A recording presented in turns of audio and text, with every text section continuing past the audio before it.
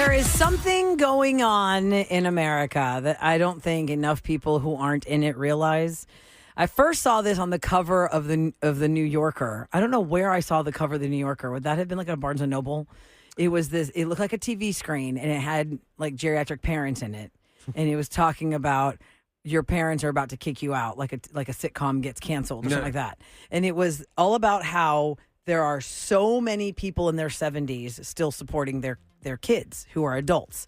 And now there is a survey about parents of kids born between 1995 and 2010, which are the Gen Z generation, who are spending more than $30,000 a year supporting their kids. Whoa. And this is the bank of mom and dad. Parents say they are still chipping in for absolutely everything. 81% of these parents are covering their kids' food and their groceries. 65% are paying for the utility bills of their adult children. 65% say they let their adult kids live rent-free at home. And this is a question I have for those Eric that are and Ryan? Oh, Yeah. sorry. Oh. It's hard. It's hard to let them to go like on their own. Well, here's As a my parent, 'cause question. you want them to Fly. succeed. Yeah. But then you don't want them being, it's like you got to leave the nest. You don't want a Okay, failure so- to launch situation. My daughter's in Los Angeles right now, and I know that I could probably go out there and make some calls and help out a little bit more, but she wants to do things on her own, and I applaud that, But have you cut her off from your credit cards? That's All a- credit cards. Is there anything you pay for her cell phone? You pay for her Hulu? I got her cell phone, yeah. I pay for my But for son- most of it, she's on her own. cell phone. cell phone. I mean, Kevin, you still on your mom's cell phone? Kevin's on his mom's cell phone Kevin's on plan. the Look, plan? I pay my mom For for this- our yeah. cell phone plan because she gets the 55 and alive discount, or right, 65 That's fair. and jive. That's fair. But here's my question: if your adult child has graduated college and has gotten a job in a real place, like it's a real corporate 8 to 4, 9 to 5, 8 to 6, whatever the job is. At what point are you supposed to pull back and be like, okay, listen, you got a job now. You have a full thing. Let's go. You're done. Because I feel like what's happening is I'm raising children that I constantly tell them, you won't be able to afford yourself. If I let you have that Starbucks that you want right now, you can't afford yourself when you're older. Starbucks costs like $6 or $7. I started telling my girls, like, okay, so here's $7 in cash in my hands. Do you want this to go to a dragon drink?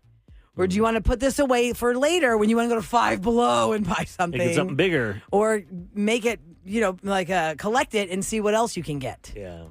Because eventually you're going to want to get something technology-wise, and that's really expensive. So you can't afford yourself. We are raising Gen Alpha to not be able to afford themselves with all the things that we want to do. They can't afford to live on their own like they could. Like our parents, my mom didn't have to work. No. She had to get a job in the mid-'80s because we were farmers and we didn't make much. Mm-hmm. But most families could have one person stay home. Yes. Now you have to have two, and people can't work a full-time job and live. Like they could work full-time and work minimum wage and still have a life.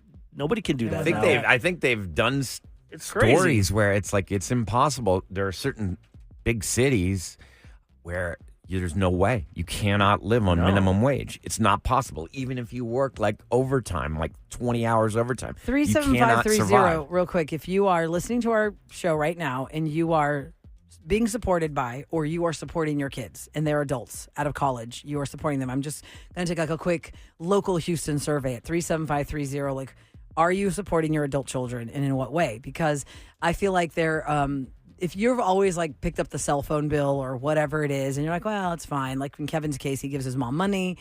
And you're thinking, well, it's more expensive to not have the family plan than to have the family plan. Like my son, he lives with his mom. Mm-hmm. He's not really working that much, if at all. And, I just stay out of it because, I've said my piece. Whenever he comes here, I'm always trying to get him to move here. And have a said, job. dude, you get a job here, do this. And that's probably why he stays there and gets enabled, I guess. I'm like, what is she going to do, threaten to kick him out? I mean, would she do that? Would you kick your own kid out? I mean, I know it's for their own good. But you can threaten them, and then But it they're like, sounds like they she don't know. wants his I company. had that That's done why to me. he's I was there. kicked out. And That's what I'm it was saying. But sink or nowadays, swim. I mean, I would. I'd be like, come here. That's why Boy doesn't want to come here because I'm like, come here. You can stay at my place for a few months Until you find your own Cool. place. I'm like, obviously, it's not working there in that town to find a job. It's a small town. You come here, there's a billion jobs you could do. And you can stay at my place for a little bit and then save up some money. So here's a scenario I feel like, like, Eric, what would you do here? Because I don't give him any money, though. I just give money for his birthday, and I pay for his cell phone. Okay, let's pretend like your ex-wife has a lot of money and gave him a luxury car at his graduation. But now and she pays for it. And then she's to say, okay, you're on your own now. You graduated. Go get a job. But what happens to the luxury car? Because now he's on.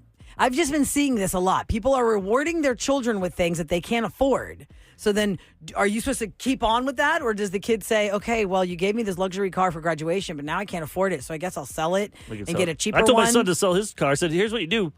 Go sell the car I gave you. You could probably get $12,000 for it. Take the $12,000, get a last month's rent.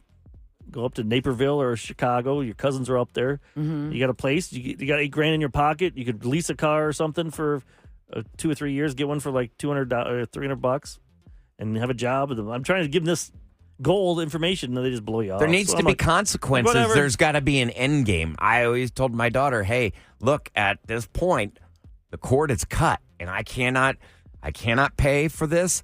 And it's not because I don't love you. It's because I love you that I do not want you to do this. If there's no strife in life, you're just going to stagnate. You are not going to have your own life. And if you you're don't not going to carve out your own path. The sooner you can get them to work. Like my oldest daughter, she's working now. She loves working and making money and saving it and stuff. If you're just tuning in, we're talking about the bank of mom and dad. There's a story today about how many parents of Gen Z, kids born between 95 and 2010, are spending more than $30,000 a year supporting their adult children, from their food and groceries to their utilities to living rent-free at home. One texter says, how old are we talking here? If the kid is not in college and they are over 21, they should be cut off.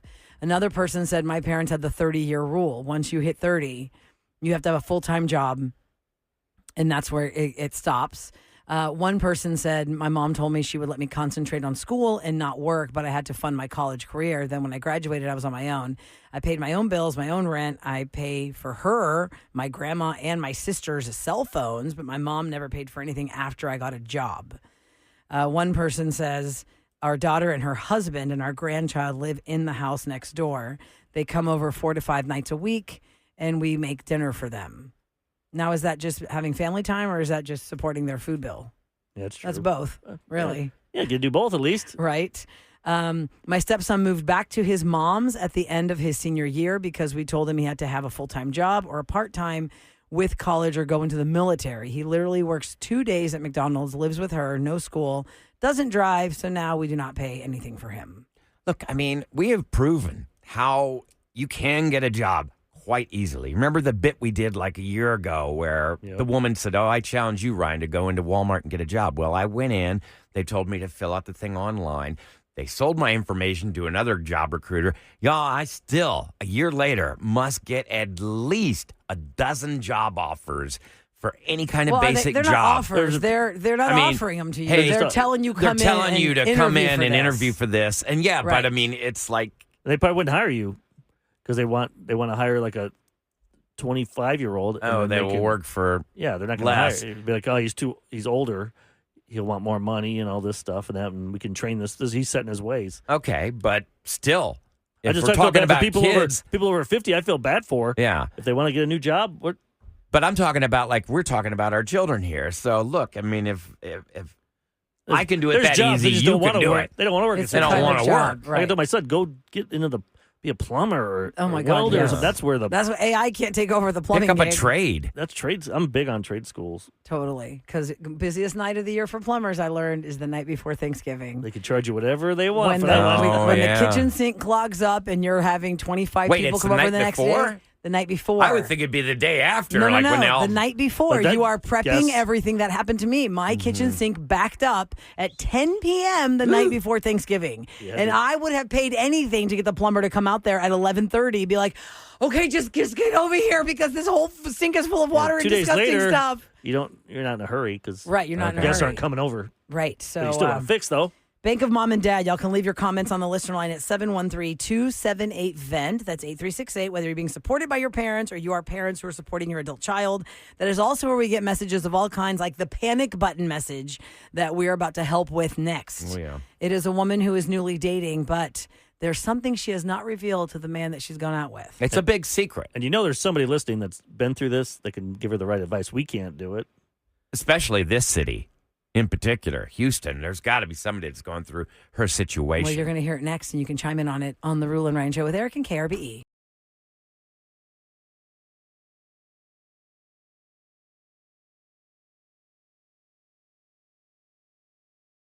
Benton Boone on the Roula Ryan Show with Eric and 104.1 KRBE. Our phone number to call us, the direct connection to the studio, is 833-390-KRBE. We received a call on our listener line, which we've always said it's open for everything. Panic buttons, like you're panicking, you need some immediate attention, you go straight to the front of the line.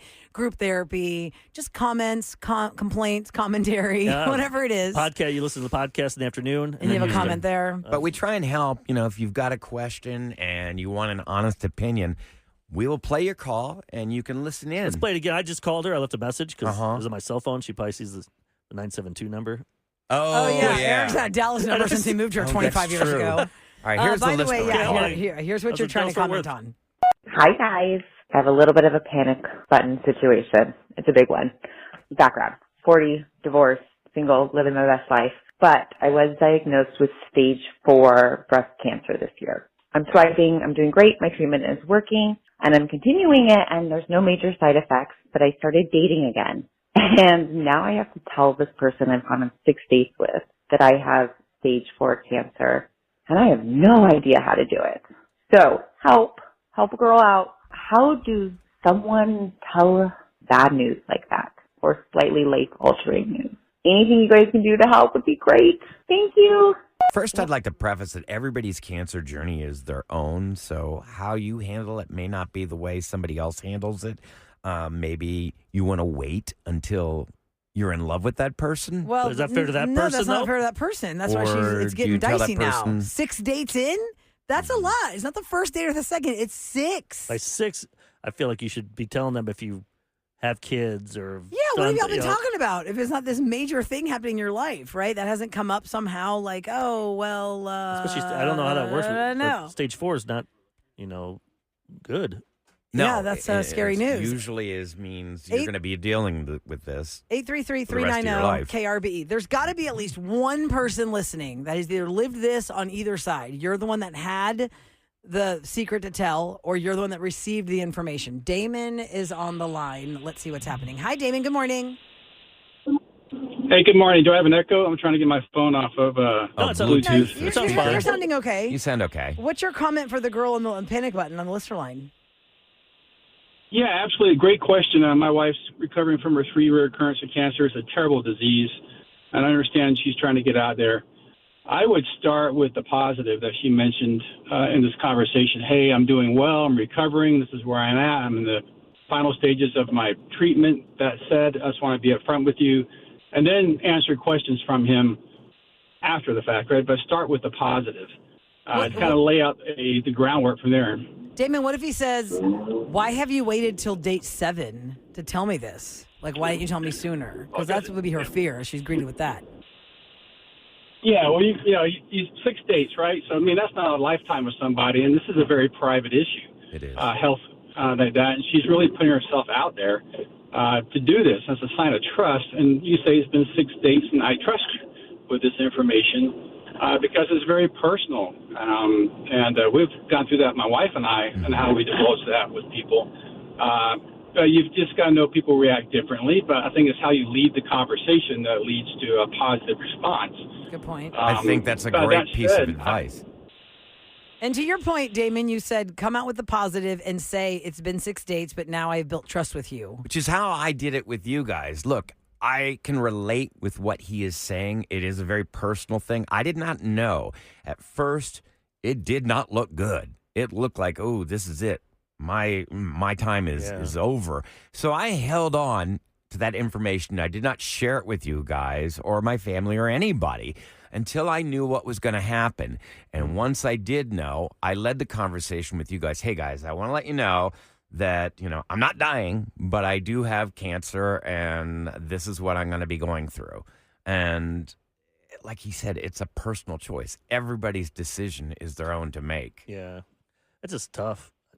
I'm trying to think, because and for this guy, what if he's not, he likes her, but he's not really into her? He gets this information. He's gonna feel guilty. Now he's guilted into staying in it? That's the thing to worry about, too. Yeah, It's and you worry about that as the person that's going through it. Because then you're like, wait, I'm going to tell him this, and then he's going to want to stay with me for a few more dates because he feels like if he dumps me, it's going to be because he's got to do his due diligence. Yeah, that's a tough one, too. Well, let's go to the phones and see what the next caller has to say to the woman who called the panic button. If you're just tuning in, she's gone on 6 dates with a man that she has not revealed to him yet. She has stage 4 breast cancer. She's in her 40s. She's divorced. And she's living her best life. She feels great. Treatment's going well, but he does not know she has stage 4 breast cancer. How do you tell him? Hi, Kathy. Good morning. Hi, good morning. Good morning. What's your comment? So my story is similar but different. I was diagnosed with multiple sclerosis in 2001 and was divorced at the time, was trying to get back out there, and I just really had to be quiet. And I was dating this guy, and it was I think we were on the 4th date, and I just said, you know what, I like you. I really want this to continue. I need to tell you something. And I told him, and he just looked at me and said, oh, okay, well, I can deal with that. Oh, awesome. And what was interesting was he turned around and said, there's been something I needed to tell you too. And Oh, wow. Oh, okay. So And what was that? So it opened the door for, well, it was that he had herpes. And so, I didn't know if it was he was going to tell you he also had cancer or something. I didn't know if he was going to tell you something else. But he told you that because it opened the door, He made you told feel me that. comfortable. And then? right. And Did y'all last? And then we did not last, Yeah. but we did go out on a few more dates. But it was so he wasn't the one, but I realized that even though he wasn't the one, it was, I am who I am, and MS is part of who I am. Mm-hmm. And so it all goes together. And so when I finally did meet the one who stuck around, I think I told him on the 3rd date. I still waited. And what was because his reaction like when you told him? He said, okay, well, you seem like you're doing great, so let's just see where this goes. And That's a good answer. what was all? Yeah, it was very interesting. And about, I want to say, just a month and a half in, I had an MS flare-up. And I was like, okay, well, I'll see you in a few weeks. And he said, oh, I don't think so. I was like, what do you mean? He said, well, I need a key because I'm going to be bringing you some food. I'm going to be taking care of you. And I was like, wait, what? That's the right So man. it was very surprising. Yeah. Wait, he made a So key without you it's knowing? almost 20 years now. Wow. Almost look at you 20 guys. years. Good for you, Yeah, Kathy. awesome. I'm glad you Yeah. found that. I'm glad you found a special person. How is that your health stood by right you. now? Are you good now? I am shockingly good. I am absolutely diligent on medication, and I haven't had a significant relapse in almost 5 years. So Well, thank God for I that. consider myself blessed. But Awesome. for the lady who's calling, you know what? It's part of who she is. And when he says something like, why didn't you tell me sooner? Just be quite honest and this is super personal, and I have fear about how you're going to respond to it. But you mean you're important to me, and so I need you to know this. That's Perfect. perfect. That's great. I like that. That's great advice, Kathy. Hopefully she takes that advice. I Take one think more that's real quick. perfect. Natalie is up next. We're going to take another one here at 833-390-KRBE with advice for the woman who has been on 6 dates with someone and has not revealed to him she has stage 4 breast cancer, although she's feeling great from her treatment. Good morning, Natalie. Good morning. Morning. What's your comment? So I was diagnosed with Hodgkin's lymphoma about maybe 18 years ago, and I met my daughter's dad maybe, I'm going to say 3 days after I was diagnosed, and Wow. I ended up falling in love with him. I was so scared to tell him. And when I did, I was just honest. And it's a sore subject to bring up because it's so triggering to hear that somebody falls in love with somebody to go through that. But he ended up being so supportive. He ended up throwing like all these benefits for me, helping me raise money to pay for treatment. And so, but I ended up staying with him for 8 years. We had our daughter, and we have a very good relationship now. So it's just honesty.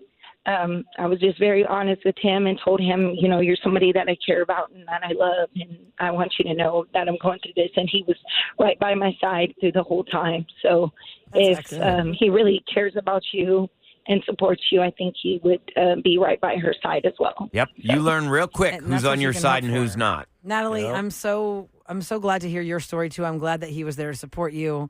I know I can hear the emotion in your voice about what you went through and how it was all handled. I'm glad you guys have a great relationship now and that he was there for you. Because unfortunately, there's somebody listening who didn't have that result. The person that they were falling for got spooked and freaked out and was like, "No, I can't do this." I think about there's anything out there.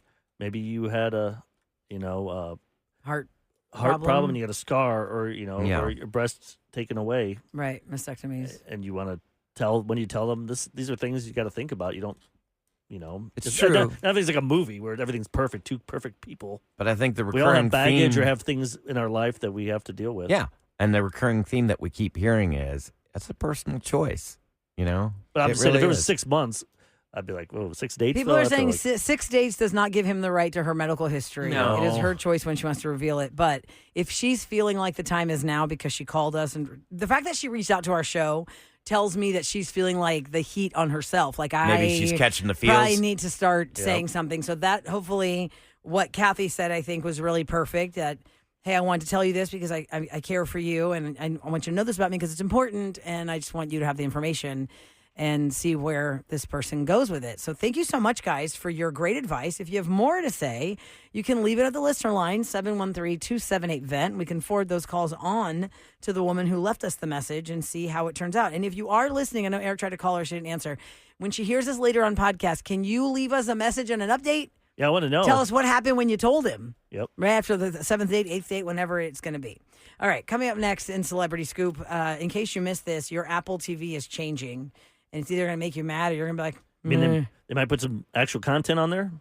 Oh, Apple. There's content on there. Apple has got great stuff. It's just they don't have as much as everybody else. Silo? Which, by the way, nobody that's has. okay. I have a really good impression for you from one of the characters of the morning show, Kevin. All right, let's do it next. When we come back next on Scoop, because now I can't not think of it. Okay. So now you're not going to not think of it.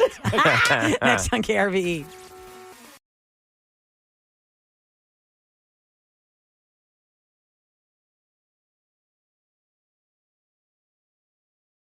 On December 12th, I was mentioning how Apple TV is going from Apple TV Plus to Apple TV. They're just dropping the Plus, but that is the day that they are premiering Brad Pitt's F1 movie. So wait a second. For So I'm free. paying all For this part of extra money for the Plus and they're getting rid of it? I don't think it was extra money. Give me some money back. They're just changing the name. The way HBO Max decided to drop the Max and they went back to the Max, like these streamers can't make up their minds. Also, Disney Plus revealed on December 12th, that is the 6-part docuseries on Taylor Swift's The Eras Tour, how the whole thing came together, how they conceived it, how they made it happen. And then it ends with the last show in Vancouver with Sabrina Carpenter. Is that right, Sabrina Carpenter? Yeah, the Sabrina Carpenter there, because she does the Life of a Showgirl song with her on the album. I've got a question for you, Roula. So you mentioned last week in the Scoop that Disney has acquired Hulu. Now, I pay for Disney Plus, and I pay for Hulu. You probably have the bundle. Should I just cancel my Hulu subscription because it's going to be carried by Disney now? Well, doesn't Disney go up because of that? You have can't to remember. have the bundle. I have the They bundle. said that they're going to phase out the bundle? Hulu will disappear as an entity next year. Because I ended up getting DirecTV, and I got part of it free. They gave me that bundle free, Yeah. but I'm still Same. paying for those other ones, so I need to call them and make sure to cancel those. Yeah, you're doubling up.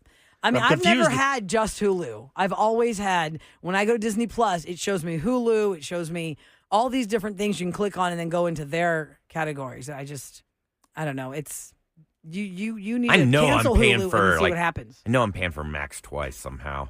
I'm sure all of us are paying for something twice. Because if you get unless you cut the cord, then it's easier.